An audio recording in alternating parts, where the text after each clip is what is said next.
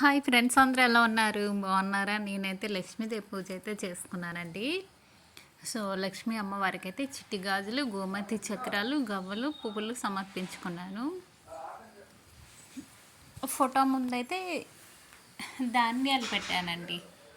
అంటే ధాన్యము, ఇంకా గోధుమలు, చిల్లర పైసలు, నవధాన్యాలు, వేలకలు, ధనియాలు. నేనైతే ధనలక్ష్మీదేవి పూజ అయితే ఇలా చేసుకున్నానండి. అమ్మవారికి స్వీట్ బాక్స్ పెట్టాను. సో పక్కనే కామాక్షి అమ్మవారి దీపం కూడా వెలిగించుకున్నాను. అమ్మవారిని అయితే ఇలా పెట్టానండి. చిన్న లక్ష్మీ అమ్మవారిని అలా పెట్టాను. సో ఇలాగైతే నా పూజ చేసుకున్నానండి. కలవ పువ్వులు, చామంతులు, గులాబీలు ఇక్కడ అన్నీ మళ్ళీ సపరేట్గా పెట్టాను కూడా. చిట్టు గాజులు అవన్నీను.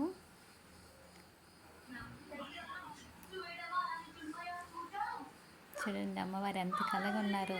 పసుపు కొమ్మల మాల అయితే వేసాను.